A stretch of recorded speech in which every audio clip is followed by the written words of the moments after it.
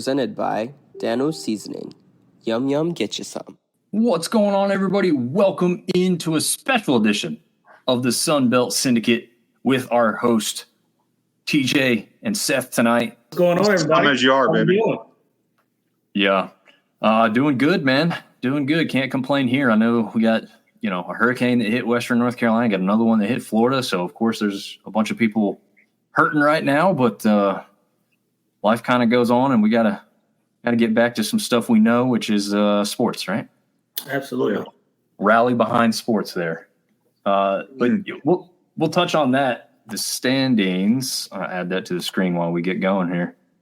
If you notice, JMU is 0-1 to start the year, so they're not really. Okay. It's not really for first place in that sense. But both teams do have the best overall records in the East. So in that regard, I can see. You're talking about first place for that. So I guess technically, even with a coastal win, they'd still be first,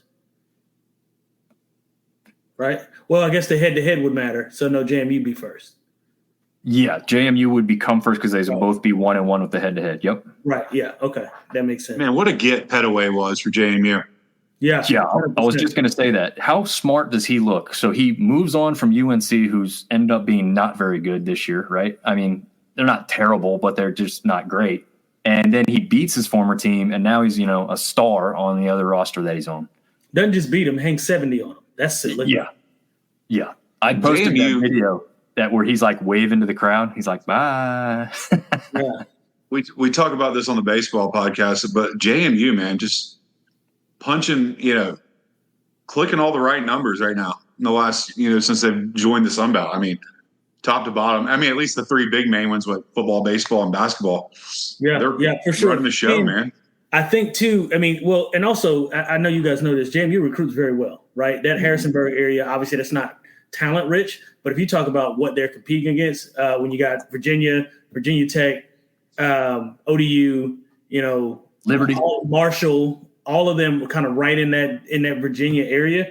I mean, they're cleaning house. People want to go play at JMU. You know what I mean? Oh yeah. Guess who's shown up with the first comment of the night? What's up, Artie? What's going on, man? This game's been a heck of a start, man. I mean, you had the big kick return to start it off, a little fumble.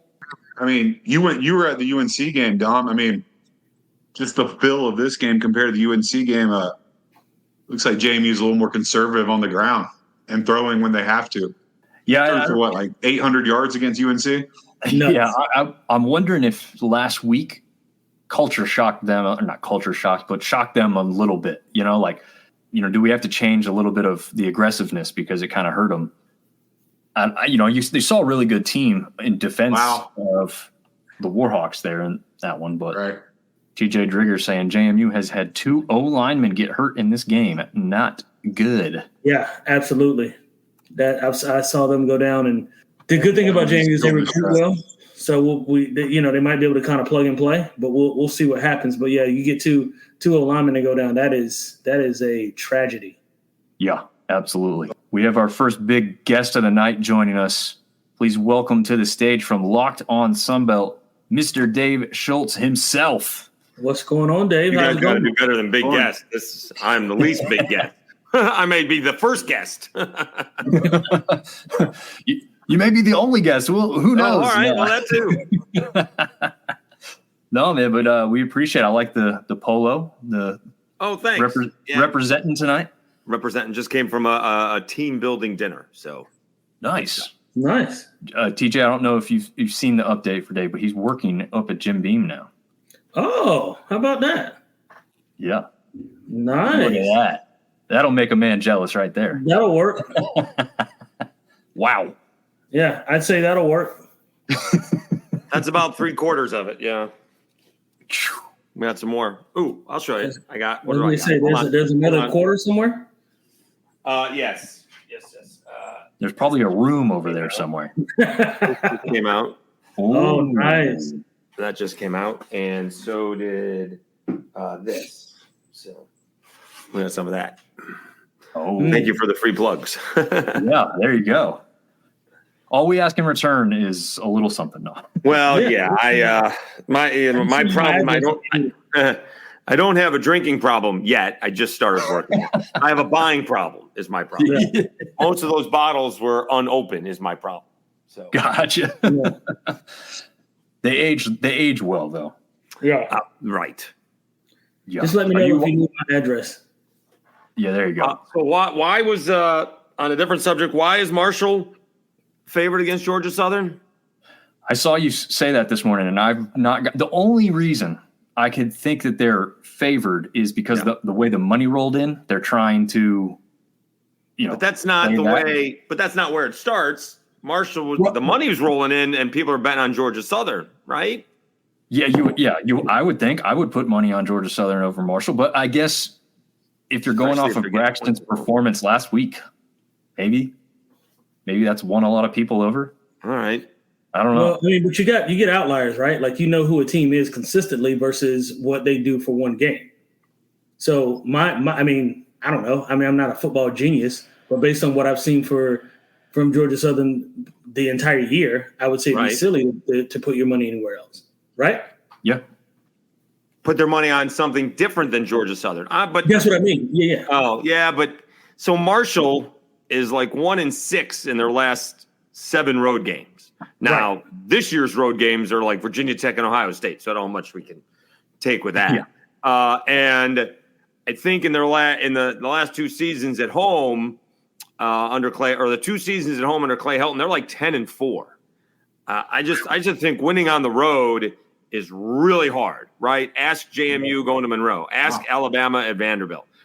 Winning on the road in college football is super hard. I'm not sitting here thinking that Georgia Southern should be a touchdown favorite, but it has gone from 2.5 down to 1.5. So okay, well that's a little better, but it's a little bit. It's not as good as it would have been if I was getting Georgia Southern plus the 2.5. But I guess it will do it. No, very true. Sharing a little love for Dave here from Artie Cat. Dave is awesome and Locked On Sunbelt is always entertaining and informative. Artie's a big, he's a one big thing that Dave hammers and does really well with is daily. I don't know how you do it with a full-time job and daily. I don't know. Yes, it was much easier when I could scoot home right before my radio show and, hey, coach, can I get, can you do this then? I had, it was Summerall. One guy said, can you do it in 15 minutes? Boom, I'm ready to go. Wow. Someone did it at night. It was great. And my days off are not as consistent now. So we try to schedule things, if I can, a little bit ahead. So maybe we'll start getting some basketball coaches on is probably what I'm going to start to do here. Yeah, that's creeping up on all of us, right? Right around the freaking corner. Yeah. Yes, it is. Yep. Yes, it is. You got a big announcement coming for that. I think they're coming out with it tomorrow. Spoiler alert, we've been doing some background work on some basketball write-ups, and so that's where I'll leave it. Good. But so what was that? Was that really that SI Now? Was that AI the power rankings that I picked on today? I don't know. I don't know where. I don't know where you saw those because I hadn't seen that yet. But I saw. Jeremy Harper found him, Howell Razor from Arkansas State, of course, and I don't think Arkansas State is number 1, but at least they're top 5-ish. But I mean, you had Marshall ahead of Georgia Southern, or you had Marshall. You had Troy ahead of Georgia Southern. The Cajuns were like 7th. Yeah, that makes no sense. It was whack. It was a bad. Monroe was like 6th, and so we tried to do it off the top of my head. I probably needed to add some graphics. Okay, well here you go. Here's mine and TJ's, and you can pick on TJ because TJ has ULM 7th even after their victory over JMU.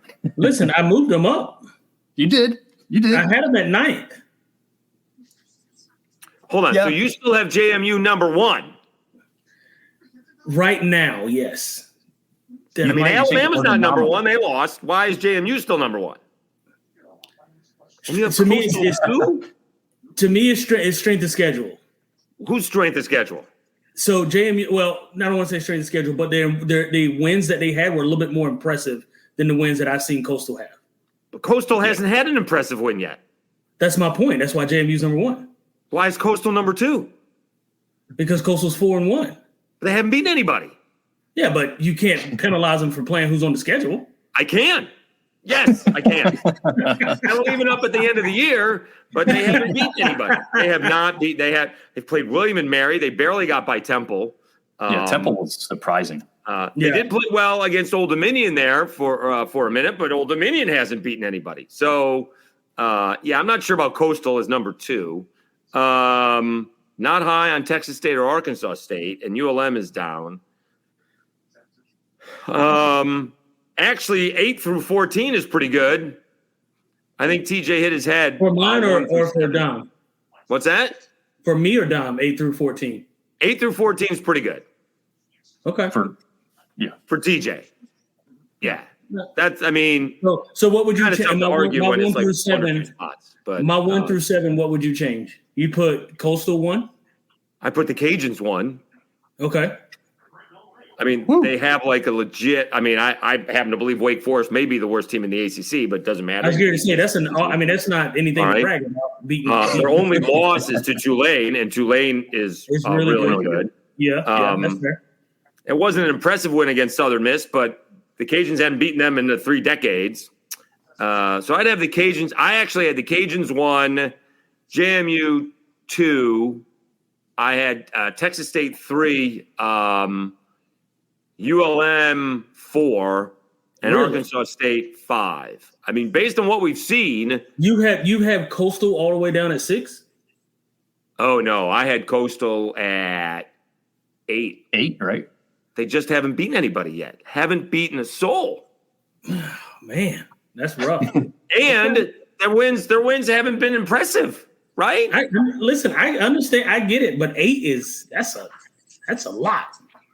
I thought actually one of their better performances happened in the second half against Virginia. I don't think their first half played them out of the game essentially, but I actually thought they looked much better, much more evenly matched up with Virginia in that second half. Didn't come back, of course, and the final score doesn't look all that great. Okay, so their most impressive win is Jack State. All right, yeah, and now. Jacksonville State started out 0-3. Now they look a lot better. So I was going to say, did you see Jacksonville State last night? They looked yeah. I mean, they looked like a freaking juggernaut last night. They did last night. They didn't for 3 weeks to begin this season. So I don't know what's changed. I saw them last night. It was 19-6. Then they scored a touchdown in 2 plays. I turned it off. I woke up in the morning. They scored another touchdown in like 2 plays. So they were leading 19-6, and they went to halftime. It was like 33-6. So Jacksonville State is actually probably going to be an impressive win, but they beat like Temple by like 7. They beat William and Mary's an FCS team by a little bit. And then, they're down to ODU, played well later on, and then hung on when ODU made a run. All right, let's see what Dom has. I'd argue that William and Mary is better than Temple. Oh, well, they have a winning record. William and Mary actually has a winning record. Yeah, and consistently in the top 25 of the FCS, which we all know could compete with the lower teams of G5, which Temple is certainly one of those teams. So I would argue William and Mary could beat Temple head-to-head. Not every time, maybe, but they could do it. Texas State down. You guys weren't all that impressed with Texas State's win over Troy either. Either was I. Yeah.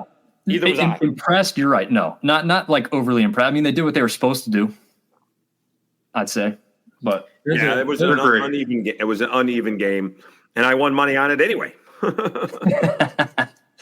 All right, I want to get into as you're looking that over more, Dave. I want to get into some comments here. Julian is a Georgia State fan. He says, "I just hope Georgia State can rebound against ODU. It will be a tight game." I believe that's accurate. I think it'll be a tight game there. So, what do we know about ODU's quarterback situation? Grant Wilson hurt, or Colton Joseph's actually played pretty well?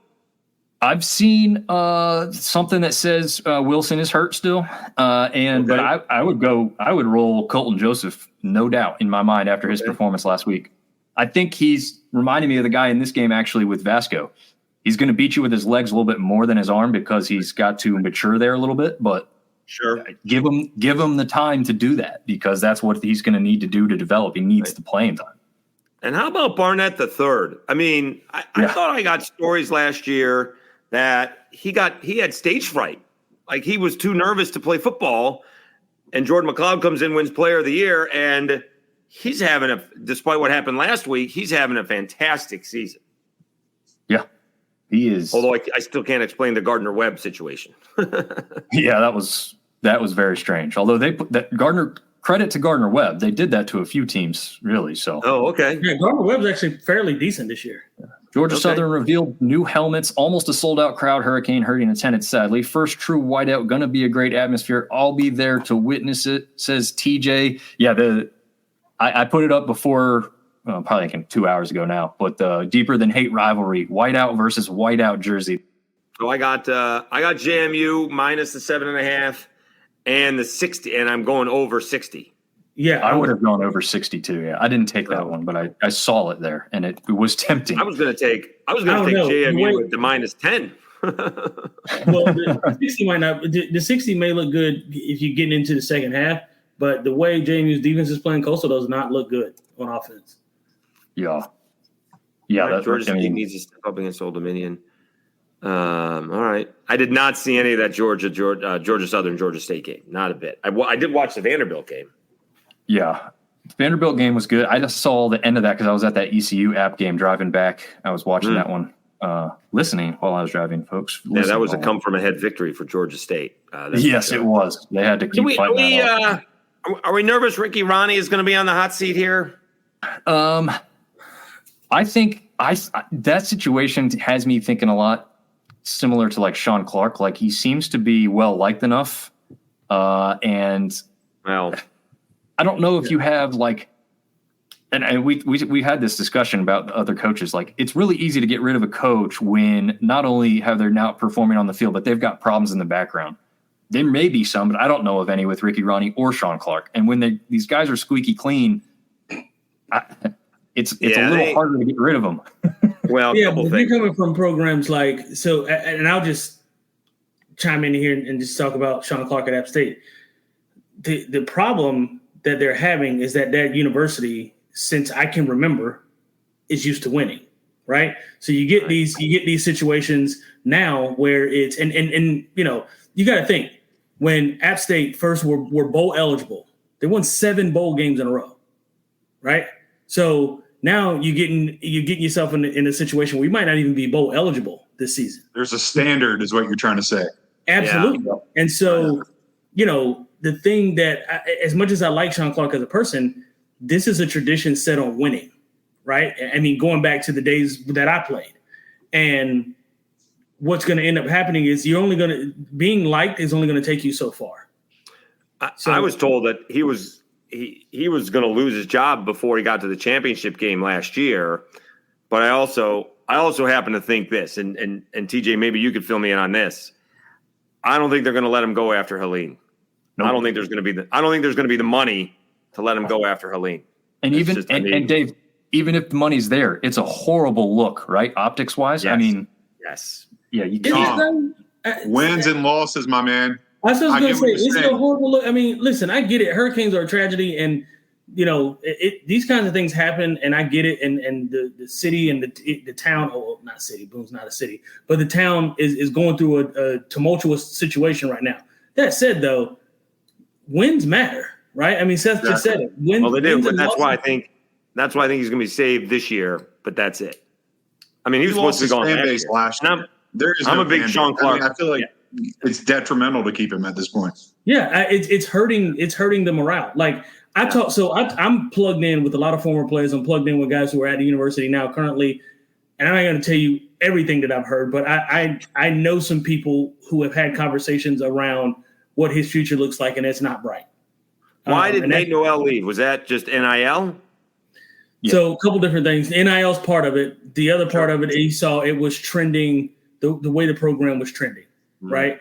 It's not so now we talk about X's and O's, right? Are you an X and O guy? I don't believe Sean Clark is. I think he has a staff around him that enjoys running what is it? I guess you can call it the zone read offense, but it's only good if you have players and personnel that can block it, right? Right now, our offensive line is not blocking that zone read, and so what's happening is you're getting pressure all over the place, And you're not getting we in the past couple of years, we were beating teams to the edge, or we're beating them backside or cutback lanes. There was always a lane to drive through or run through. Right now, that is not happening. So you've got to be able to adapt. And the problem that I'm having with Appalachian State right now is that they are not adapting to what the offense is capable of running. It's like there's a system and they run it regardless of what's going on. It's first down. They're going to run a pistol, zone read left or zone read right. And that is an awful way to coach football. Respectfully, because I do like Sean. Yeah, it may get a little ugly. It may get a little ugly in Lafayette this weekend. Oh, it's going to get terrible. It's going to be awful. I mean, you thought what South Alabama did was bad to us? Lafayette is getting ready to run the table on us. Yeah, that could be. Yeah, so Don, So what's your counter? I'm just wondering what your counter is. Me and you go daily back and forth about 100%. I think he should be fired. No doubt. I'll go to my grave. But how do you counter trying to keep him when it's consistently 20-point losses? That's all I'm asking. How do you defend that? Hurricane or no hurricane? How do you defend a football team every week? I'm just asking. You can't. No, I'm not defending the results. I'm not going to do that. It starts with your coach is what I'm trying to get at. No. I'm not misunderstanding the concept. I just don't think we've seen all this, right? The town of Boone puts too much into the football program. They put too much into athletics. They don't care about other things. They only care about the money. They only care about. So the optics, when that's all they talk about already, and then they're going to spend money to kick someone out and then spend more money to bring someone else in. It's just, it's going to look bad. And I think, because of that, it'd be the reason that it wouldn't happen. I'm not saying it shouldn't happen, or I'm just saying what I think will happen is that we won't see that act take place this year. Like Dave said, because of all the things, right or wrong, as far as the win-loss go. But I just don't think you can do it. I don't, but we'll see if they do. What would be, so you're saying what it would look like from a financial standpoint, like what it would cost the university. What's he got left? Yeah, what's he got left on his contract? Right. Well, I get, if I'm remembering correctly, it goes way down after December 1st or after the season's over. But I think it's still $1 million. So you're going to tell the town of Boone and the people of that city and everything they've gone through that we're about to spend $1 million to get rid of it. Now, obviously, the two things do not have direct correlation. The athletics program is never just going to donate $1 million to any relief fund. They're just not going to do it. That'll be private. Someone privately is going to come up with that money. Exactly. But the whole rhetoric would be, it reads, they get all this money to get rid of somebody when they could have spent it elsewhere.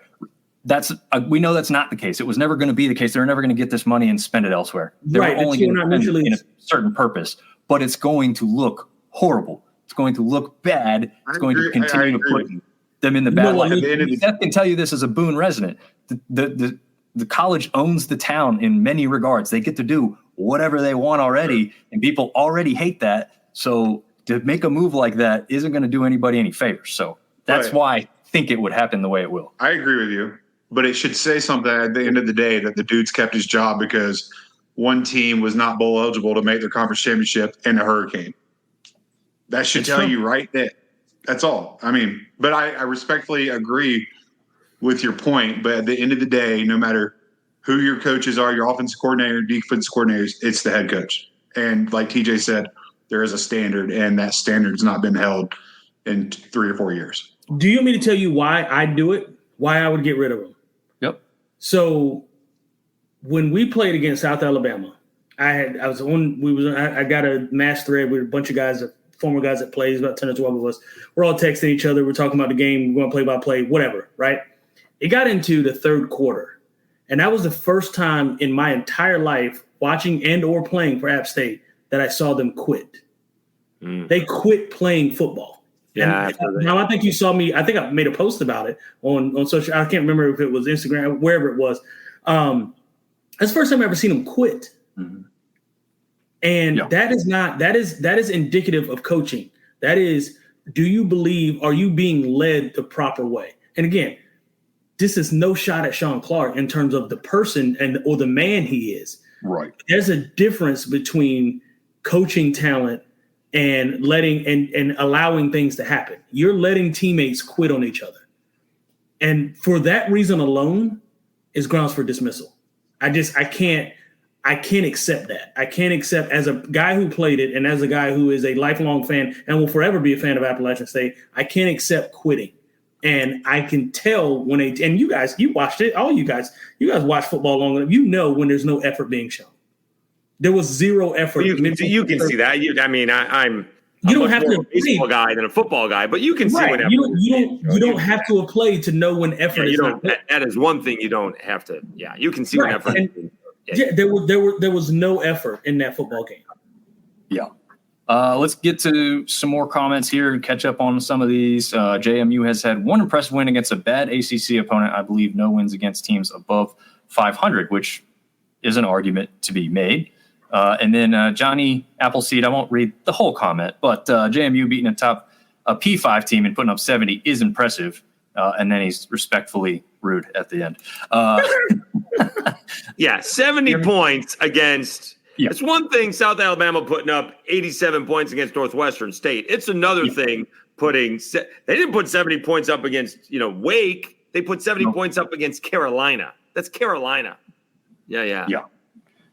And then this guy says, I don't care to watch other people watch something makes zero sense. Well, I mean, we're watching in the background, but that's fine. But you are commenting on people watching something. That's what I was going to say, so don't watch. Jeremy, You're absolutely welcome to leave. Yeah. Just don't let the door hit you or do. I don't know. Or do. The students showed out for Southern, only for Georgia State and Del McGee not to take the game seriously.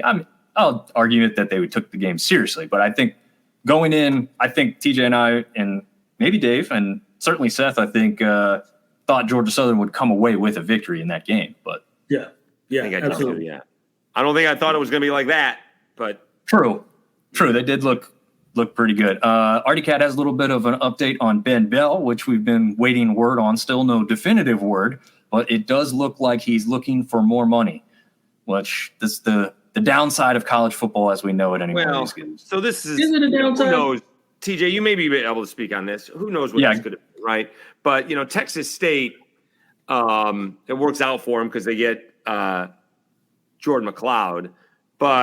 And I don't certainly having him watch him at LSU, and then Auburn felt like he was following me around, and then at Texas State, and then now at Western Kentucky. TJ Finley could have been Mr. Texas State, right? Doesn't he have twins? Someone could have sat him down and said, all right, we can get you $25,000, $30,000 for school, but then we're going to give you a job, and being Mr. PR, we'll find you a high 5, low 6-figure job within the athletic department, and all you do is go around talking to people about Texas State football. That's what he could have been, right? He was the guy who turned it around. And I can't really blame G.J. Kinney for going out and getting somebody. We could blame him for who he got at the time. So that's a different story. But I guess these guys are just looking at it immediately and not thinking about what the next step is.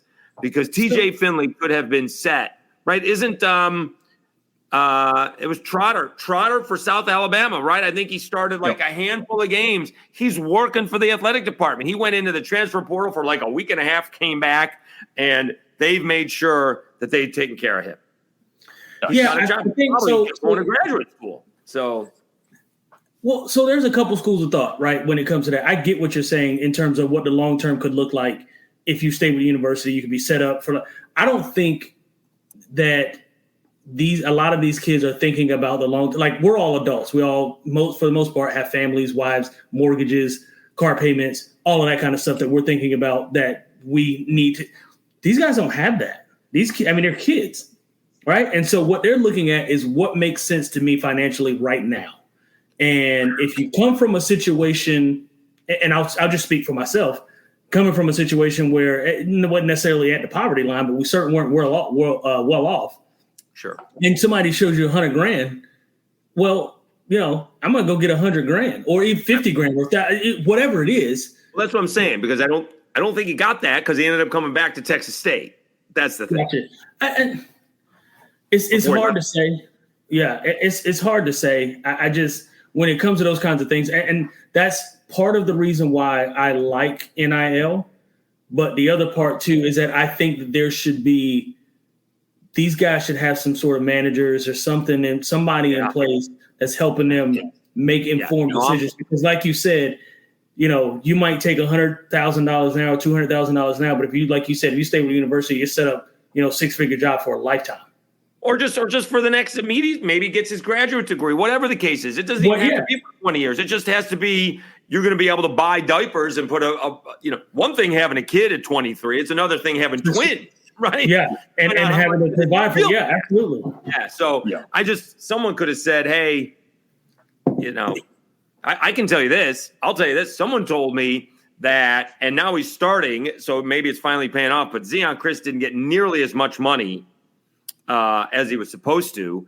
And someone had suggested that if he stayed, he was underselling himself. Because if he stayed one more year for the Cajuns and did what they were supposed to do so far this year, and he was the guy who led them to a Sun Belt championship and who knows what after that, then he could have gone and got his high 6 or 7-figure deal. So makes sense. And I hear what TJ is saying about, you know, we're just looking for the immediacy. We'll see if it worked out. He certainly looked good last week because Houston has been a mess until Zeon Chris got in there. So one's got to wonder why Zeon wasn't starting from the get-go. But we have AJ Moore said, did y'all do the questions already? We did not, and he had 2 for us. So we'll go with the first one. What do you guys think of the crispy all-white uniform Georgia Southern's breaking out for this week? The first time of the all-white helmet look. And then he's got a second question after that. I'll tell you this. I am a fan of a solid color. All white, all black, all red. I don't care what it is. One solid. I don't know why. I don't know why I like it, but I just do. It just looks clean.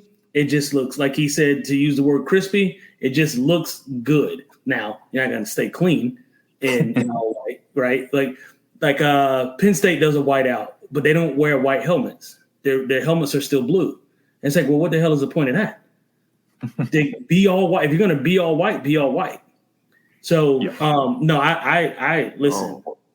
I like it. Oh, yeah, those are nice. Okay, now I know what you're talking about. Yeah, that looks good. Yeah. I'm not a fan of the numbers on the helmet, so I just can't get into that for some reason. You don't like the number on the helmet? No, don't care for it. What do you want? Anything? Easier for play-by-play guys. I could do the number on the back, but like the big number on the side, like what do you? I just don't get what we're trying to do with it. I don't care for it. Yeah, I mean, it's a play on, I guess, Alabama, and I think Alabama does it, Georgia Southern does it, and who else? I think there's one other school that does the number on the side of the helmet. Coach Prime in Colorado are going to start putting Twitter tags on the helmets. How are you going to be able to read that?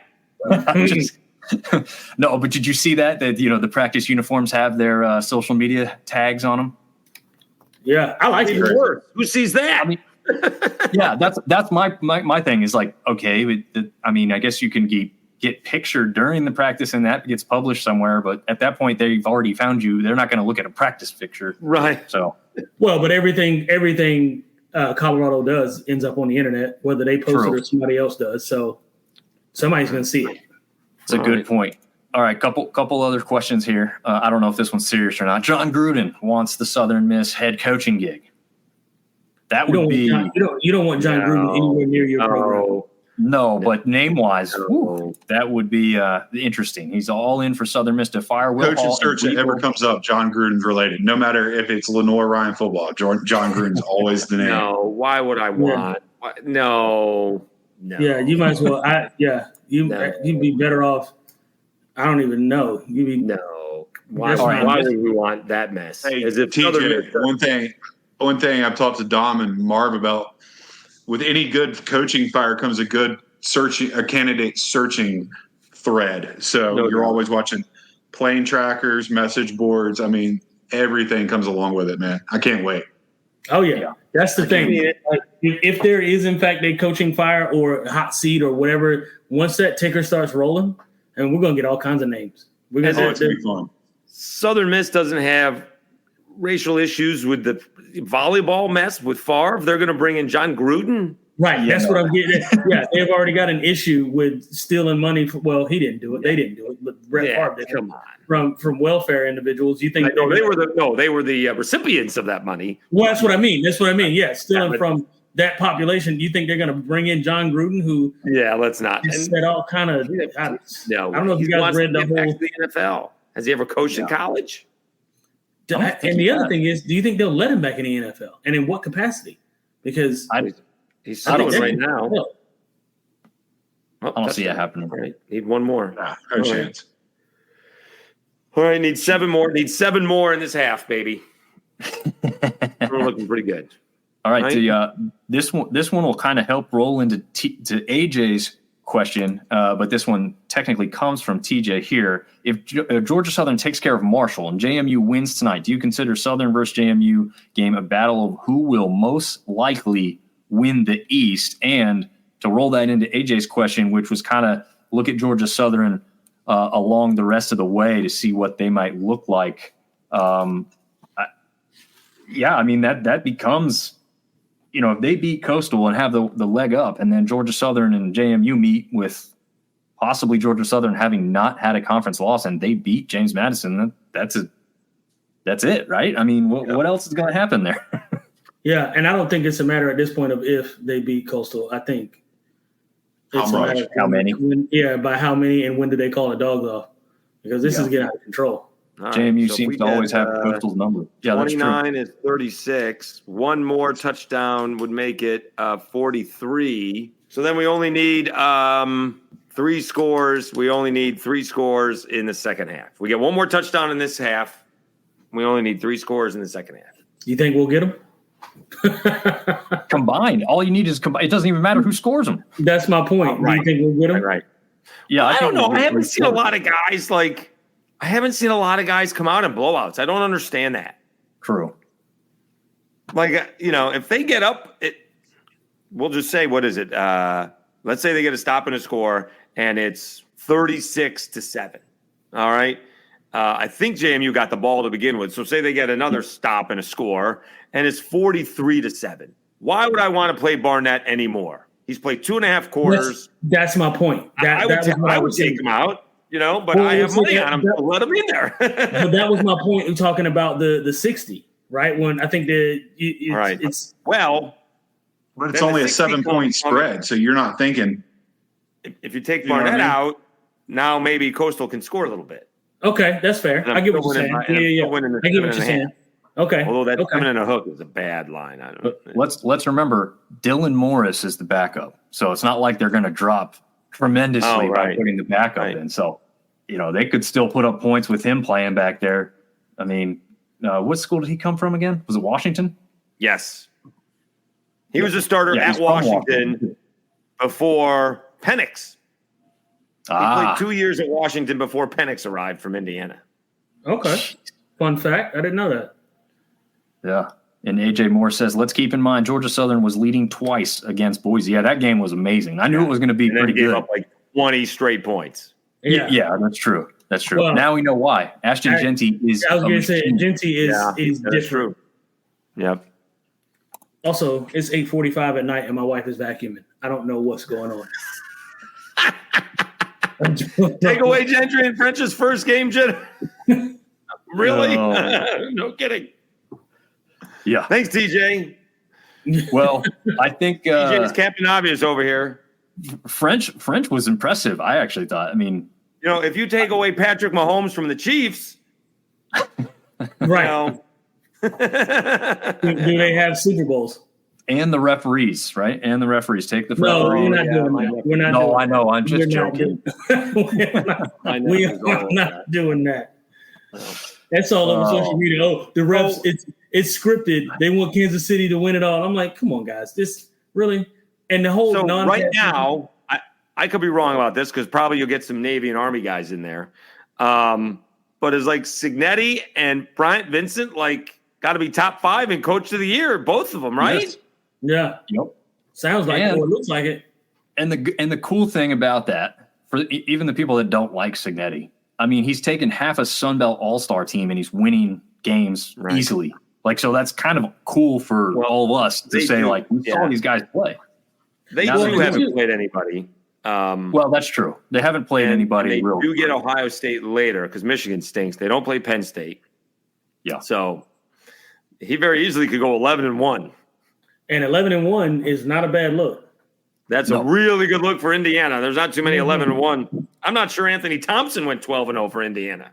Right. Did I just do a reference that's way older than you guys? Probably, but that's okay. Yeah. Oh, man. All right. Anthony Thompson may have played with Antoine Randall L. I do remember Antoine Randall. Yeah, I do know that name. Quarterback at Indiana. Yeah. Well, since this game is so great at 29-7, we can start getting into some of these as we go along too. Well, that's the standings there. Quick look at that for everybody who didn't see that the first time around. Yeah. Again, who would have predicted App State and Troy to be at the bottom with 0 Sunbelt wins in 4 tries going into the season? Not I'll tell you that. Well, I had Troy. I had Troy finishing ahead of ULM. So I had ULM last. I was wrong about that, obviously, but probably. Yeah, I don't remember my preseason. I have to go look those up, but yeah, I don't remember what mine were either. Troy was definitely not the bottom for me. I could tell you that, but they did drop off. I think I definitely had them third or worse because I thought Texas State and Arkansas State would both be 1 and 2 with they might have been below the Cajuns even. Who's that? The Detroit Trojans I had. Oh yeah. All right, so looking ahead to this weekend while we watch this demolishing continue, we've got ODU heading to Georgia State down there in Atlanta. Both teams looking for their first Sun Belt win. What do you guys think going into this one right here? We'll start with TJ first. Yeah, so obviously I've got Georgia State ranked a little bit higher than ODU, not by much. But I think ODU is on upset alert, or Georgia State's on upset alert. I think ODU defensively is really good. They played really, really well in the games, even the games that they've lost, which has been obviously 4 of them and been a lot. But I think defensively they play a really good brand of football. Offense, they got to score points. Now that's the other part of it. I don't think they've scored more than 20 the entire season so far. So I think that's going to be where. They did score more than 20 in their win. Their one win. Yeah. But apart from that, they don't score the football. And so that's going to be their issue. But I think defensively, they can slow down Georgia State. And I think honestly, I'm going to pick ODU to beat Georgia State because I think defensively they'll be able to get some stops. And I think they'll be able to put them in some bad situations. And I don't think Georgia State is as good as we wanted them to be. Not that we assumed they would be good. I mean, they didn't have a great season last year, right? But coming into this season, they haven't been impressive at all. And I think ODU, if they have anything to hang their hat on, it is defense. And I think that they'll be able to put a stop to what the Panthers do. Dave? Georgia State better win that football game. Yeah. They should, but I don't think they will. This actually ends. I guess I got a little ahead of me. They haven't left the city of Atlanta yet. Georgia State has not left the city of Atlanta. Their first 5 games were in the city of Atlanta. They got a Texas State schedule down there, huh? Forget about leaving the state. They haven't even left the city. Their first game was on the road at Georgia Tech. Oh, yeah. I see that. I didn't remember that. But. They don't leave the state until I think next Thursday. Yep. Yeah, a week from tonight. That'll be an interesting game. If Georgia State can win and Marshall keeps it up, interesting. In my thoughts here, I think kind of along the same lines of TJ. I think ODU has every shot to win this game. Obviously, Wilson pictured here, but I think we're going to see Joseph again. I just don't know how you go away from him after last week. Really the last 2 weeks. He came in towards the end of that other game and looked good in that one, in the victory against Bowling Green. And then obviously stat-wise put up pretty good numbers just this past week, even in the loss. So I don't know. I think they got a shot, but this one could look similar to ODU's game last week, I think. We'll see what happens in this one. Let's go to TJ's got another statement here. That statement, and he's talking about his taking away Genty or French, but the statement is not often as a Sunbelt team you open against a guy that may be the best running back in the century. There isn't a single team in the Sun Belt that would get by Boise. I mean it. Well, you did lose, but yeah, not much. Genty every week, and it shows. Georgia State had under 40 yards rushing against us. Yeah, that I don't think Georgia State's offense is built around the running game, and Georgia Southern's no longer built around the running game. So right, interesting. Yeah, but you can't say if you just take the best player off the other team, we win. That's Well, those are those arguments that get made. We understand that. Yes, if Gentry doesn't play, yes, Georgia Southern could have done it. But yeah, that's like saying if I ran a 4.2, I'd be in the NFL. Yeah, probably. Right. Probably. Yeah. The one thing that TJ, what did you run? Yeah, 4.38 was my fastest. That was the fastest I ran. But pro day time was a 4.45. That's still like fast. Ish. Not when you're 5'8" and you played at App State. You know what I mean? You're 5'8", you played at App State. They want you to run a 4.3. App State doesn't matter. The 5'8", unfortunately. Right. Yeah. Right. You know what's funny? So my measurables.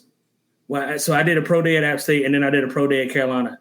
Oh God, what's the receiver from Carolina? Hicks. Keem Hicks. there was one named Hicks. Yeah. Keem Nicks. We did our pro day the same time. We had the exact same measurables in every single. I think I did the 225 rep test maybe 3 more times than he did. I think I got like 18 reps or something like that at 225. But our speed was the same. Shuttle was the same. Every single measurable was the exact same. The only difference was he was 6'1" and I was 5'8". And then that was the deciding factor. Not that it came between me and him in terms of what team picked what. But everything else was the same except he was 6'1". Interesting. Yeah. Those are the kinds of things you don't forget. You don't let that kind of go. My guy Carlton Marshall playing in Europe somewhere? Say again? Carlton Marshall playing in Europe somewhere? Is he? I don't know. Yeah. How did he not catch on somewhere? I mean, shocking that all-time leading tackler. He's shorter than TJ Kerman, that's why. He's the same. He's exactly 5'8". Exactly 5'8". That'll do it. So Hakeem Nicks, okay, just to make TJ a little saltier here. You talked about the measurables. He was exactly 6'1", 208 pounds. Mm-hmm.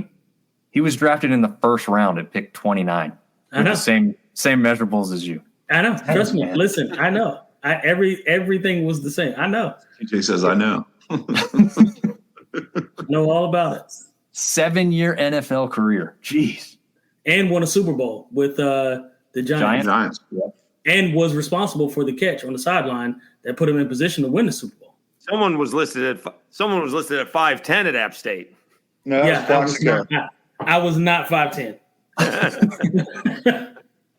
Not 5'10" at all. I would like to have been 5'10". That might have made it different. Oh, man. All right. They've got the Sun Belt standings up on the screen that I'm seeing. So speaking of that, on 2 teams on the opposite sides of the standing, we've got 1-4 and 0-1 in conference. Southern Miss traveling to Monroe to take on 4-1 overall and 2-0, the only 2-0 team, unless this game. Well, actually, no, doesn't matter if JMU wins this game because they'll still only be 1-1. So, yeah, what are we thinking in this one?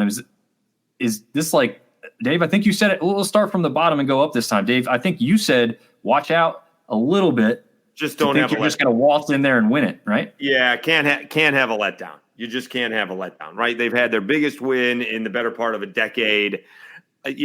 Southern Miss had a couple of plays that just didn't go their way against the Cajuns. I'm not sure if it would have totally changed the outcome of the game, but it certainly would have affected it. Don't think. Here's the thing about ULM. They're like Virginia right now. They're like Virginia in basketball. Virginia, they always have those tough losses because they can't score. So if you put up 60 points, you're going to be close. ULM doesn't score a whole lot. Right. They average more rushing yards than they do passing yards. And so there's always that, one bounce, one bad call, tipped pass doesn't go their way. I mean, ULM should win this ball game. It really shouldn't be close, right? This game should be like 20-7, basically. All right. Now turnovers can change that. I think ULM wins this ball game. I think they're 5-1 and they're 3-0. Unless there's a major upset, maybe someone will start taking notice of that, because I just didn't see. Did Vincent get on any of the shows on Monday or Tuesday? I know Clark Lee was on all of them, but he needs some more pub. Yeah. He'll get it if they keep winning, but it'll be tough to continue doing that the way they have been, because, like you said, they need to keep scoring points. I mean, they've been in every game's been a low-scoring battle, except when they 30 points. Yeah, but a lot of that is like from the defensive side, or I mean, they didn't put up. Going in that game last week, Alonzo Barnett III had against Carolina 388 yards. Right. I think ULM had like 407 yards passing total. Jeez. Armenta had a season high for quarterbacks for ULM with 147 yards. Right. So, also, I'm interested to see how many people show up. Yeah. Right. That's what I want to see. I don't know if the stadium will be Coastal is terrible. What's that? Coastal looks terrible. They're awful. Vasco can't put the ball on anybody. They can't catch it when it's there either. They can't catch it. Yeah, he can't. Well, and to his point, that last throw, the one that he dropped was a little behind him. But you got to. I mean, at some point, you got to make a play. Like, they can't catch the ball. They can't. They certainly can't run it. I mean, they split him out 4 wide and ran a quarterback draw, and they get nothing. They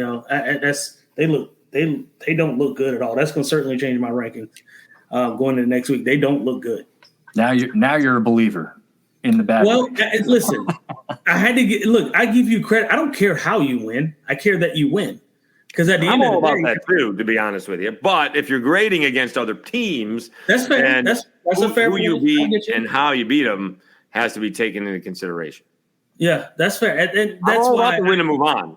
I'm all about the win and move on. Yeah, I mean, listen, I played for some Appalachian State teams that won the national championship that we lost against Wofford, after beating Michigan in 2007.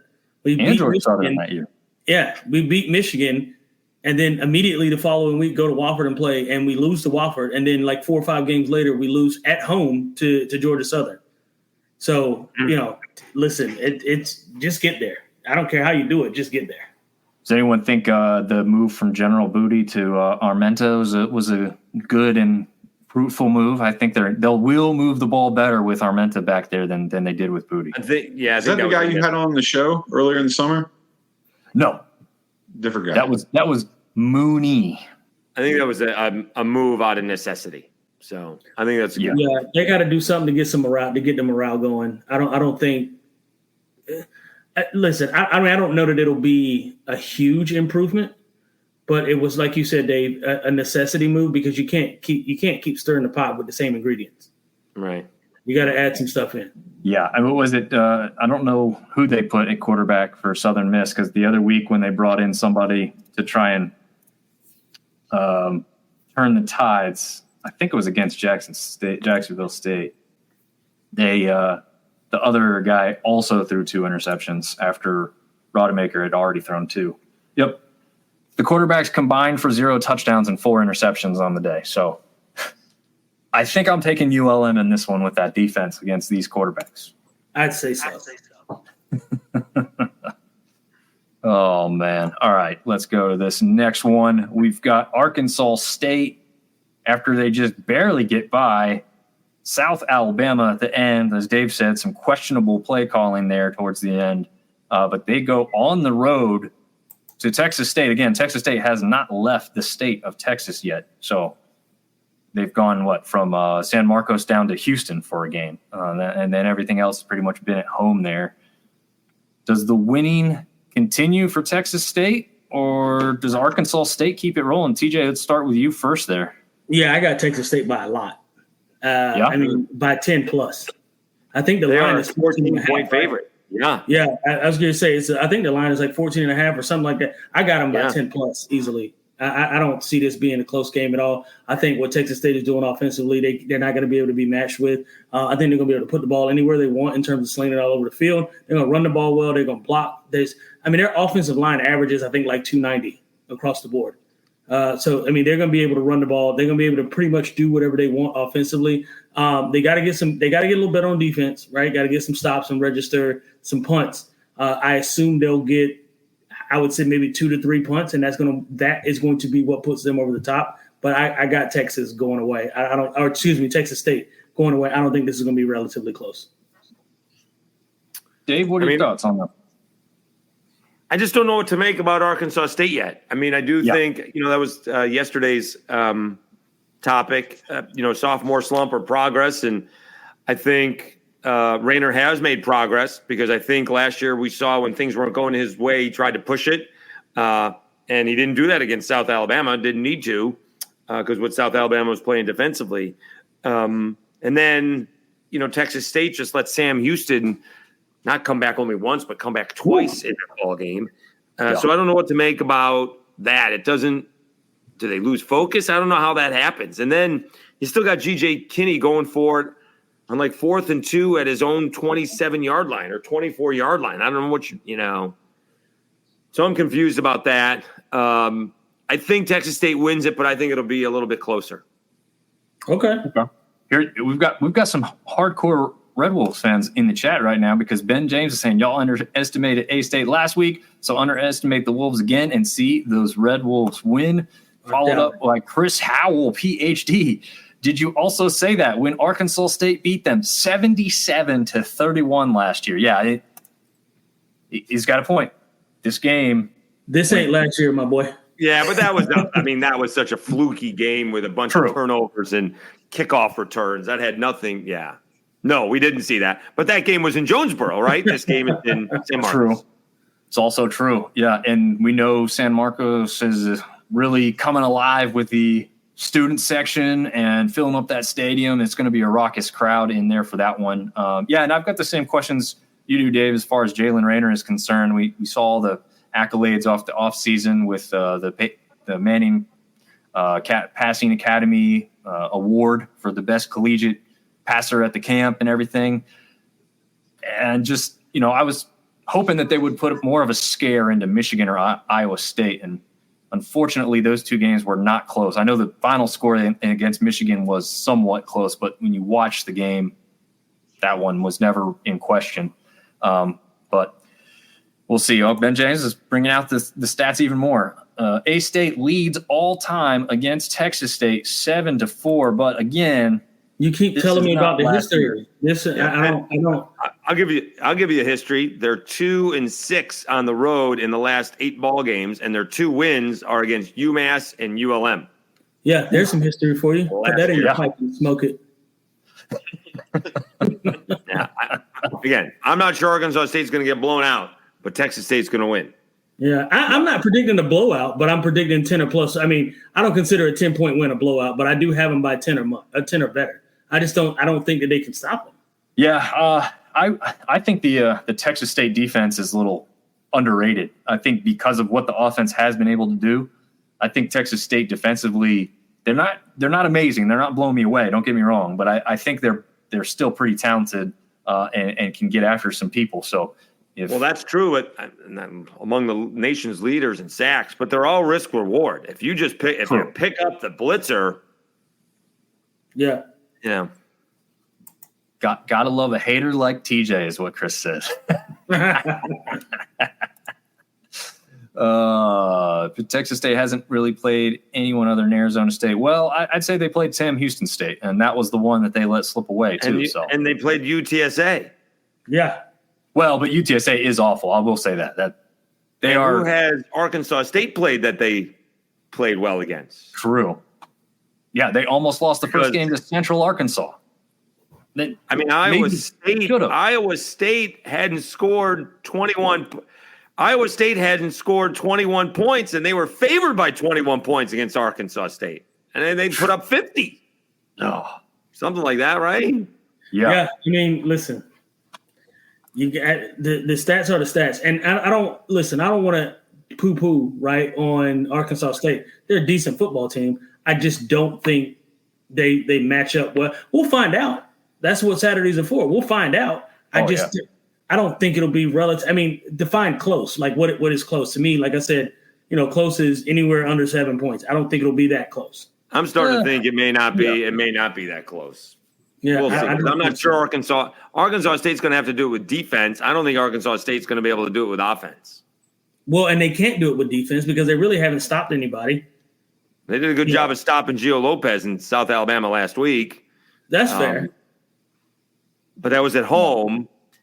TJ, you may be right. Now I'm starting to think you may be right. This may be a blowout. Yeah. Because I don't think Arkansas State, again, they're going to have to pick up that defense. I'm not sure Arkansas State's going to be able to score 28 or 35 points. That's my point. I don't think they can score enough to keep up with Texas State. Them stopping Texas State is not an option, in my opinion. Texas State's going to score 35 points. That's going to happen.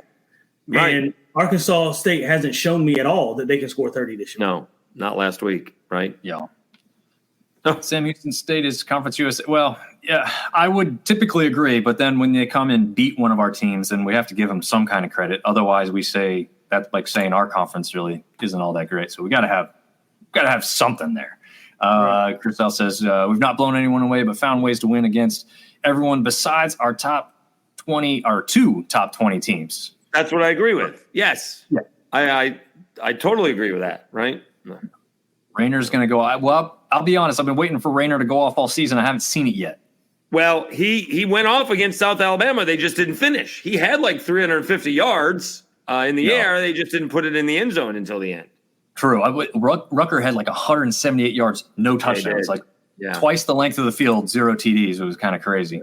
This game will be defense game, but low scoring. Red Wolves win. It's a good prediction. We got a Texas State fan, Artie Cat, saying we need to win just to avenge last year's debate. Yeah, that's got to be a motivating factor. Yeah, right? absolutely. Like you said, playing this one at home for Texas State, I mean, you're going to want to have to do that. Kept the top defense in the Sun Belt to 16 points. It's not offense. Sorry, I said defense, but he's saying offense. Yeah, I don't think they'll be the top offense very long, but they are right now.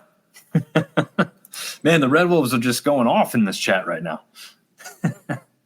Yeah, I agree with Chris there. Raynor has been off all year. No idea what's going on. and like Dave said, that he asked that question earlier this week, or you said it was just yesterday's episode. Was that right? How about Raynor? Yeah. Yeah. Yep. Yeah. I think there is part of sophomore slump in there. Because he's got 4 touchdowns and 5 interceptions compared to last year. He was 17-7. But he's winning these winnable ball games. I mean, those winnable ball games, every single one of them were losable. He very easily could have lost South Alabama. He could have lost the Tulsa game. He could have lost Central Arkansas. Some people think he did lose the Central Arkansas ball game. So I'm impressed with that. That's the next step. They were not able to run the football at all against South Alabama. So that's a little bit interesting. Only had like 30 yards or something. They had like nothing against South Alabama. Yeah. I think he gets credit for winning the close ball games. Like I said, TJ, win and move on. Right. Right. I think this one he's going to have to finish these games off. This is going to be interesting. I say GJ Kinney goes for it too often. Butch Jones is going to have to go for it, right? He's going to be facing 4th and 4 on Texas State's 36. He's going to have to pull the trigger. Yeah. Yep. He's going to have to get in those situations where it's 4th and short, even in some cases 4th and medium. He's going to have to make a decision. Right. So like on a 3rd and 8, when you're like, what is he doing running the football, getting 4 yards? It's because he thought he could break for him, but now he's going to go for it on 4th and 4. Right. Yep. Yeah. Keep in mind what the next play is. Yep. Absolutely. Yeah. Ben James says he's essentially saying that Texas State's going to have to find ways to win other than throwing the ball. Well, they do have a backfield that consists of Lincoln Perry, Ishmael Mahdi, just a couple guys that could beat you. But isn't that exactly? Yeah. Yeah. I don't think you want to talk about Arkansas State's running game last week because it was not very good. Non-existent. Yeah. Yeah. Running back for Texas State is former. Yeah. Lincoln Perry is there. He had 66 yards on 30 attempts. That is not good. No, that's not good. Not at all. Okay, we got 2 more games, and we don't have to get to them right away, but it is halftime, so we can. So this one, actually, where's my I skipped the App State game? No, that's next. It should be next, but I don't have a graphic for it, it looks like. Well, we can talk about this one. Yeah, that's true. Actually, honestly, it's a good thing that you didn't put it in there. I don't want to talk about it. No, the Cajuns.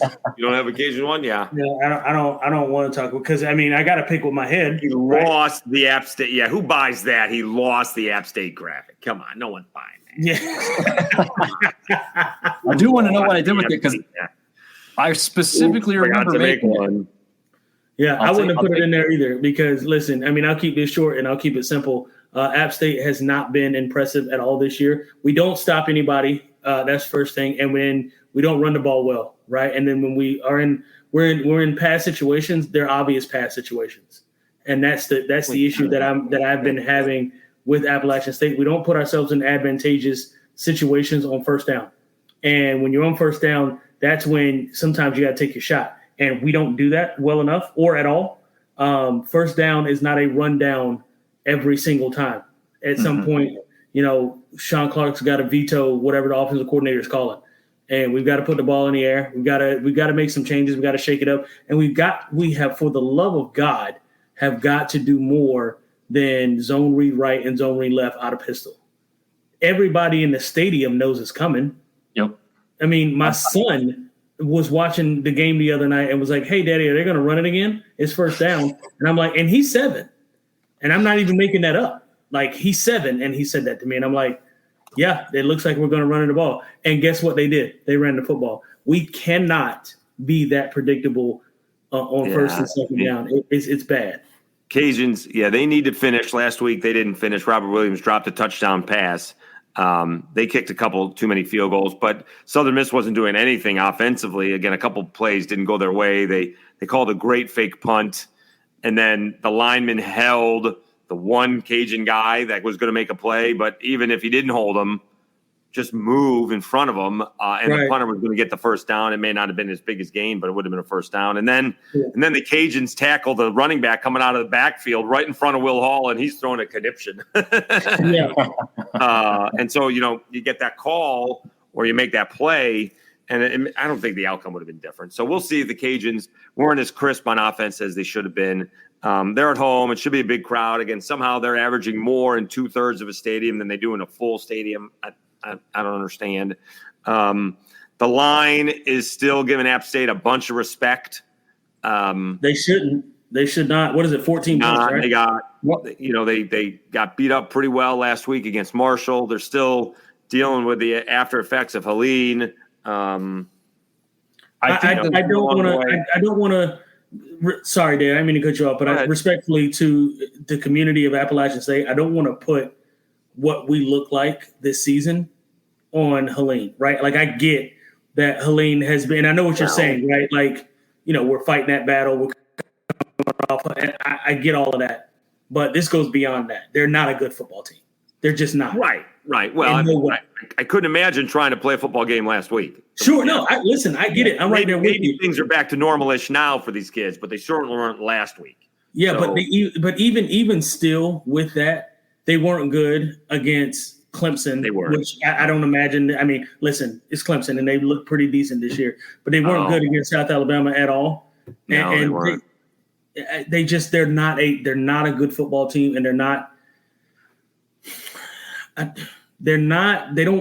it's almost like they don't believe anymore that they're like, there's some times where even if you're not very good, you still think you got a shot at winning.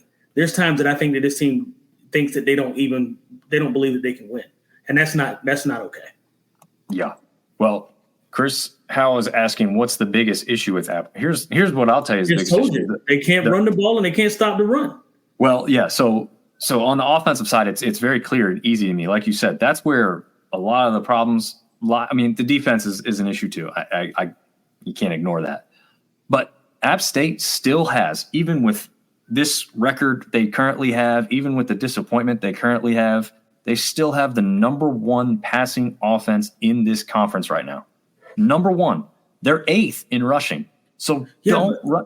He's got to, like you said, he's got to stop running the ball to set up the pass and do the opposite because it ain't working.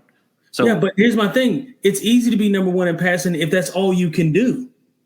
That's my point. Like the thing is, when you get in situations that require you to run the football, we can't do it well enough. We don't do it well enough. And so it's kind of like, I'm a Cowboys fan. The Dallas Cowboys don't run the football very well at all. And so Dak has got to throw the ball 40 times a football game just to keep him in it, just to keep it close.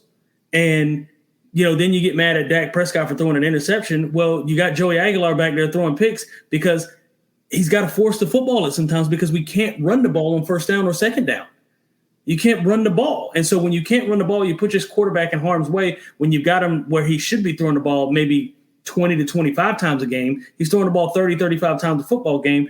And now your completion percentage goes way down, right? And you've got to – that's leading the conference in passing is a microcosm of not being able to be a balanced football team. No team really should aspire to lead the team in passing yards or lead the conference in passing yards. That shouldn't be your aspiration unless it just happens that way, right? And that's the way you draw it up. But the reason it is the way it is because they cannot run the football, and conversely, they can't stop anybody from running the football against them. And that is the reason why Appalachian State as a whole is not a good football team, because they can't stop. Those are the two things that travel, right? And Dave, you've been watching football long enough. You know this. The two things that travel anywhere you go in the world is the running game and defense. Those are two things that travel very, very well. If you can't do either of those things, and we can't right now, you don't win football games, period. True. It's true. Dave, I have a question for you. I said this, I don't know if it was the show with TJ or it was the show with Marv last week, but is Ben Woolridge very, very underrated as a quarterback in this conference? He probably is. He hasn't been healthy, right? That's been the problem. He hasn't been able to stay healthy his first two chances with the Cajuns.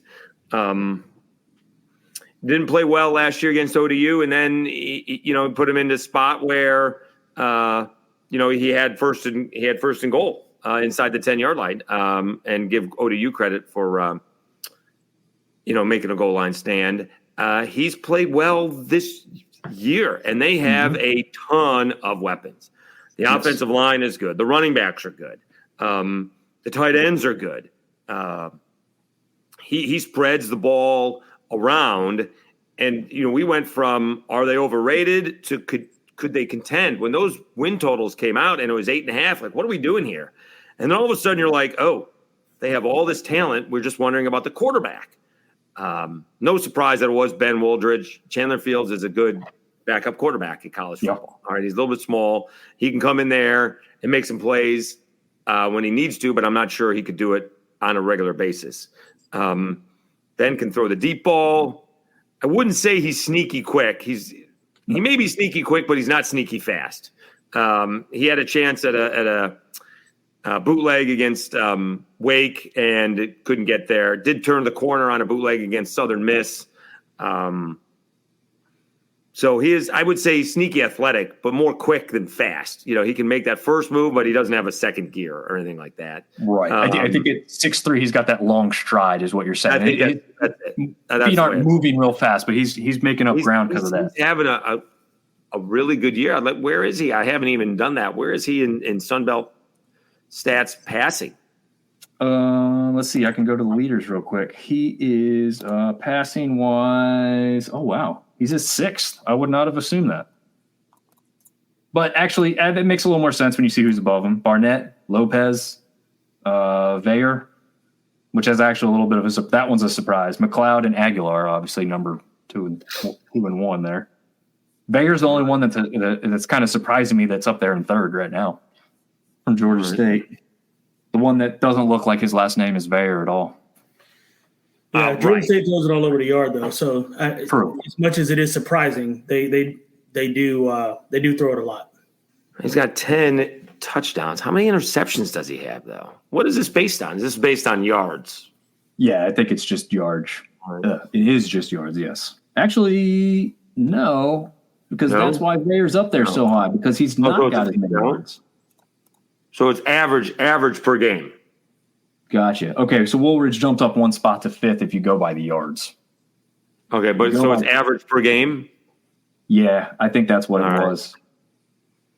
Yep, that's what it was. The only thing it would be interesting to see, let's go to rushing and team stats. And now the Cajuns are only sixth in that. What's the average per game? Cajuns are 255. So James Madison actually runs the ball pretty well. South Alabama runs the ball pretty well. Or no, that's a lot of that is attributed to Lopez. Yeah, Lopez. So South Alabama runs the ball well. Marshall is second. Coastal Carolina third. The Cajuns are fourth. So that's why Ben won't have huge passing numbers because Desimo wants to run the football. He's got some sort of crazy stat that the Cajuns run for like 180 yards, whatever it is. They have a ridiculous winning percentage, probably since Hudspeth. And he's like, it doesn't matter how many yards passing. We've won games with 150 yards passing. We've lost games with 400 yards passing. That's probably because you were behind. But if we can consistently get to 100, 180 yards rushing, we win the game. And that's what they're looking to do. And they got those three guys. Finally feels like Zylan Perry has stepped up. I don't know if Jalen Washington is still banged up, but they got a three-headed monster. They didn't play particularly well against Tulane defensively. The Cortland Flowers, he had an off-the-field issue. It really, TJ, I understand. I know I'm Gray. I can understand how college coaches who are responsible for 120 kids and young men, and one guy screws up, and it screws up the entire defense, right? Cortland Flowers was going to have this great season, and now two guys are out of position because someone's covering Cortland Flowers' position, and someone's got to cover that other guy's position. And that's where the defense took a couple of weeks to get better, but it's a real shame when that happens. You don't realize what you cost the team when you get yourself in those kinds of situations, right? Yeah. It's unfortunate. I know. I mean, just talking about Georgia's program, they've had 19 arrests so far this year. The most in college, I think, college football history. That it's insane. I think about, I would say, I think half of them have been speeding tickets. But just the latest one was a guy, assault on a pregnant lady, unborn child, endangering an unborn child. So it's like, my thing is, if you're not, I struggle with this because you can't police players outside of the university, right? No, Cortland Flowers he's a young man. He knows. You don't need your hand held, right? These are men, right? And they're kids. Don't get me wrong. I was a stupid kid too. We got in fights and we did things, but we never did anything to get ourselves potentially not playing football. Right. And I think that is the biggest issue is you can't put yourself in situations where you're not eligible to play. That hurts you and hurts the team, and it destroys your family name. Yeah. So back in the day, the Cajuns actually went after a player. They went after one of their own players because one of the players went after a female staff member. Mm. And then the players went after the player for doing what he did. As they should. Well, it was an interesting, it was, that was a whole little scandal there, but that's 8 years ago now or something like that. But so it's just a selfish move. So it took a couple of, that was the Tulane game. And so people were out of position defensively and probably on special teams that landed a touchdown return. But they're good. They do have to go to ULM. They do have to go to Texas State. So that's going to be an issue somewhere along the way. Who do they have after this ball game? They're at Coastal. They're at Texas State. That at Coastal game is not going to be easy. That's going to be an early game. That's going to be a noon ball game. Conway is not the easiest place to get to. So, what are you talking about? Myrtle Beach, right there. It's easy. Come on. Right. The baseball team had a ridiculous time getting there one time. Oh, really? Yeah, they had some kind of crazy plane issue. Yeah, Robe told me about it. It was insane. Yeah. Do the Manning Cat? Yeah, I wish we could have at least a little video of the game itself in the corner, but I think we get taken down for copyright reasons, so we didn't quite try and go to that extent. I was going to say I could share my screen. I got the game watching. I'm watching the game live right now. Well, that's why I told you to run it in the background like you did. That's perfect. You can not see well enough to know what it is, so we can't get pulled down for that. But it is running. It is behind you. So it is behind me. It's also right here on my other screen. Yeah, I know. I've got it on the big screen over here in the corner in my in the basement, but I do have to look over there. So it's kind of like, with it being 29-7 currently, I don't have to look over quite as much. Right. So they need 4 scores. Yeah, I'm not going to get that. I need 28 points, 24 points, 25. We'll see. Yeah, I don't got the know. over under 60. Yeah. I'm going to need 4 James, touchdowns. we're going to start resting some guys here in a minute. Yeah. Yep. Well, if they play it like that Carolina game, they don't take the dogs off, so we'll see. Well, the problem was in that one, Carolina kept on scoring. True. Yeah, That's a good point. yeah. That's a good point. Yeah. In fact, I was shocked. I know, Carolina is not a football school. You have a big stadium. You have tons of fans with money that can come and fill up that stadium. That's exactly what they do. However, they're just not built with the football culture, right? And they're called a wine and cheese crowd for a reason. They're a basketball school. So everybody started to leave at halftime of that game. And I'm looking around going, this game ain't over. This is the same argument that we hear every year. The depth will overcome by the end, right? And it started to kind of make its way. It wasn't even the depth, I wouldn't even say, actually. It was the fact JMU went so hard in that first half. By the third quarter, the end of the third quarter, I looked at the sidelines. I can see these guys just sucking wind. Yeah, they didn't have any fresh bodies. Yeah. JMU was just running out of guys. But it's like you said, TJ, UNC's sideline, they gave up. I watched them too. So in the fourth quarter, they do the whole thing. They hold up the 4. They walk over to the student section. They try and pump everybody up. 3 players walked over to the student section. They got to about the 20, turned around and went back to they gave up. Before fourth quarter even started, the team had given up. Yeah. And full credit to James Madison because that's why they gave up. But, it was a game that they, 2 quick scores changed the momentum real quick in that one. But, yeah. All right, let's get to this one. Marshall comes off a big win over App State at home. But now they travel down to Statesboro. So, what's something going on in the game? Maybe. No. You said Marshall came off a big win against App State. I said, was that a big win? Oh, just a big output win, not a big. No, I know what you mean. I know. Yeah. they won big. Yeah, absolutely. Listen, they hit the half-century mark. Come on, we got to give them credit for that. Right. I'm gonna take Georgia Southern in this game. I think Georgia Southern has the better whole as a team. I think Georgia Southern now, the way that they throw the ball all over the lot, I think that they are going to challenge Marshall's defense. Marshall's going to get some pressure on the pass rusher, which they were not able to do a whole lot. They did it some against App State, not as much as I thought they would have because Appalachian State does not protect well.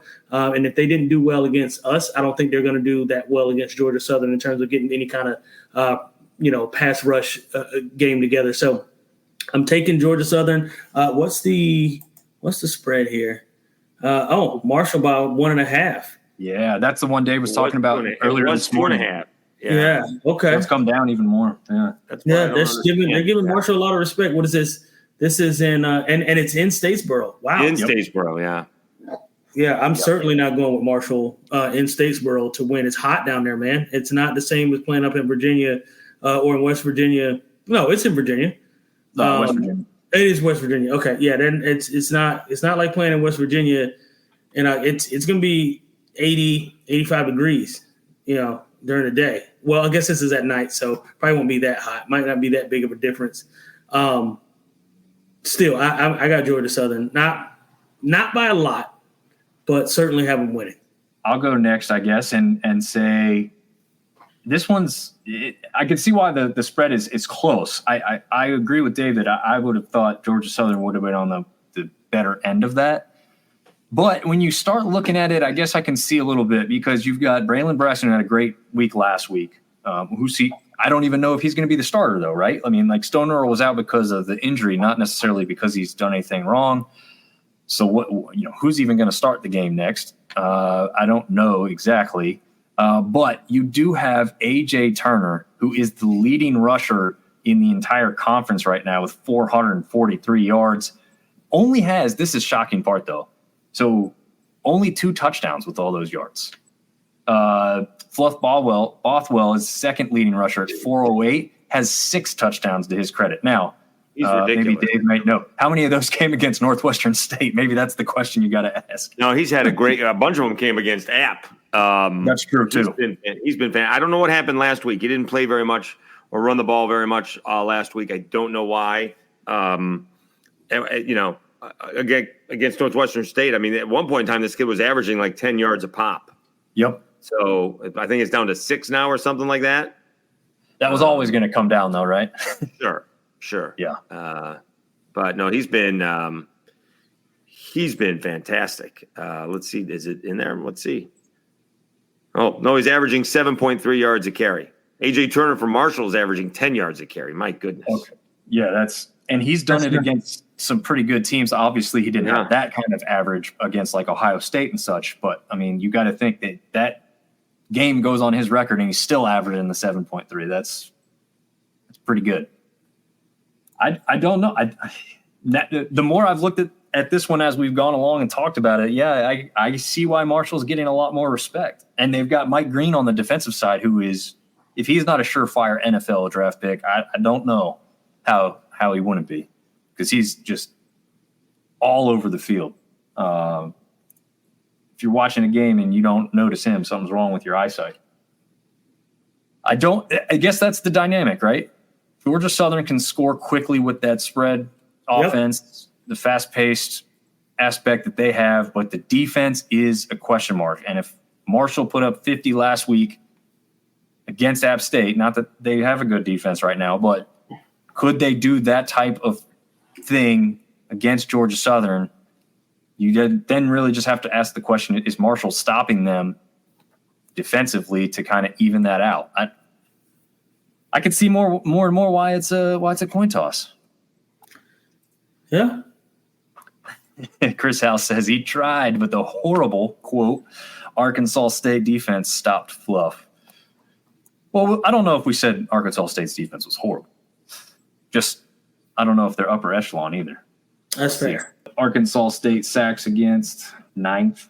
Oh, sacks by. Here we go. That Arkansas State's 12th in accumulating sacks and sack yardage. They are second in interceptions. They are last in forced fumbles. And they are last in fumbles recovered.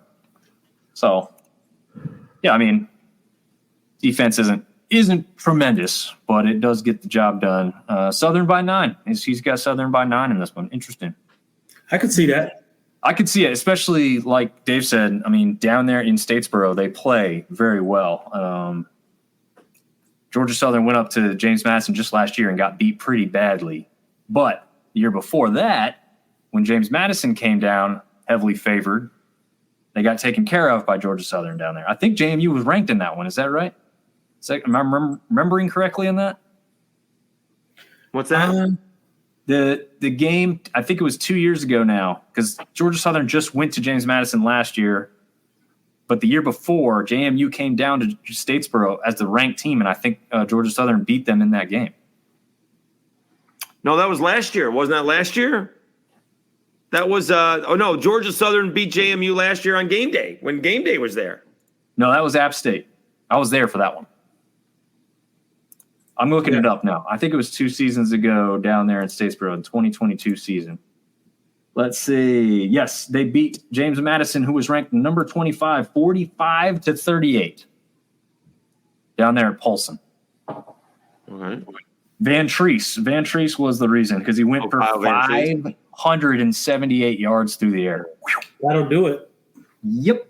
His largest output by far of the season. Although he had 409 against Nebraska, which is why they won that game that year too. They've had just like James Madison and Georgia Southern has really good success through the portal with the quarterbacks. We got Chris Bolton, who's a Georgia Southern fan, says Davis Brin was questionable. Yeah, he was a little questionable. He could sling it. He was a little careless too many times, I'd say. He threw. So was Kyle Van Treese. True. I think they just threw another interception against Wisconsin. I may have had some money on that one too. Yeah. That is one game that I was disappointed. App never actually got to play up there, and then Georgia Southern went up there and took it. That's a place I've always wanted to go see a game with the. I really need Coastal Carolina to score a damn touchdown is what I need. If not 2 touchdowns. You might not get it until the fourth quarter. I don't care when it is, as long as it's before 0-0. That doesn't matter when. I don't know. A couple years ago, I had Alabama in the under. It was 11.5. Guy kept on telling me, well, which game they're going to lose? It doesn't matter which one they lose. I don't know which one they're going to lose. That's the one where they lost to A&M on the field. As long as they lose. So. As long as they lose. Yeah. The bet wasn't which game they're going to lose. The bet was they need to lose. I am very, very disappointed in myself for not putting the over on the 1.5 victories for ULM. I would have just Jackson State to start with. I would have said they would have won at least one more game. Right. Yeah, for sure. Well, I wasn't even sure they were going to beat UAB. I didn't realize how bad UAB was. Well, that's true. I did say from the beginning that they were going to beat somebody that they weren't supposed to beat. Now they've beaten like 2 guys. Yeah. People didn't think they were going to beat. So, although Troy stinks. So that is true. Yeah. So let's talk about that. So people are like already moving on from Parker in the fan base, right? Like, can we be realistic? Like, what that was always going to be an extremely tough job. The team has won back-to-back championships, but they lost a ton of talent, and they got a coach who took some of their talent away with a new coaching staff. I mean, it was always going to take time to build them back up. I think people just unrealistic, right? Well, the problem is that the guy before there comes in there with a losing record and, has all that talent that's sitting there and wins back-to-back Sun Belt championships. Bob Chesney and JMU lost a lot of talent, and they're still really good. ULM is doing it with a turnover, so they're good, although they're winning it a different way. Although kind of the way Troy does with, the first year was rushing and defense. So that's the issue. They see other teams doing it. Why didn't they? So, and also here's the difference between Parker and Chesney. Chesney's been a head coach for well over a decade. I know it's at a much lower level. True. He's gone from like D3 to D2 to FCS. He's done the laundry. He's, done the lines on the field, right? He's driven the van. Now all he has to do is recruit and get some NIL money and coach football. So we'll see. I can't judge him too much. Although if you're judging him against the other guys in the league, obviously he's last in the new coaches, right? I don't think Major Applewhite's done a great job either. I'm not sure what they were trying to accomplish. I don't think they put it together towards the end of the year. No, not this year. Here's the other problem. All right. The starting quarterback's hurt. Goose Crowder is hurt. True. All right. Yeah. If Goose wasn't hurt, they'd be able to score some points. The backup QBs can't score points. That's the problem. True. True, because they have they have talent on the defensive side. It's not what it has been, but they still have some talent over there to get some stops. But you're right. If your offense can't take some pressure off that defense to continue to throw them back out there and have them try and win you the game, maybe occasionally that'll work. Isn't very good either. Yeah. No. And he's asking if Goose is out for the year. I don't think I've heard that yet. Dave, have you heard if he's out for the year? I have not, but it's his shoulder. So, that's going to be an issue too, right? Yeah. And Warren's saying the Troy lines are a problem. Well, that does, seem to make sense because it seems like there's a couple teams that have that as a problem. Wow. Well, gentlemen, I think I am going to call it. All right. This has been outstanding. This is fun. This is absolutely fun. We need to do this again. Pleasure meeting you, TJ. Yeah, absolutely, Dave. Watching the game and talking to you guys and then kind of doing our own thing on the side. This is great, man. This is absolutely great. Yeah, it was nice to kind of try something different. I don't know how many times we'll do it the rest of the year, but it's definitely a good time. If it was a better game, I think we'd all be a little bit more likely to, keep it going longer. But this one, it's not really kind of up to par there. Right now, this game's looking pretty good to me, depending on what your definition of a good game is. True. That's true. That is true. Any game that wins you money is a good one. Yes, sir. I'm a much bigger talker because I don't bet a whole lot on the games.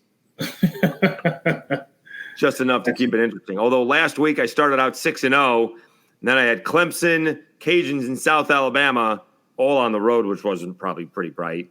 And I probably should have shaded my own bets just to win something. Because those teams, not only did I individually bet them, but I bet them in a parlay. So I should have done.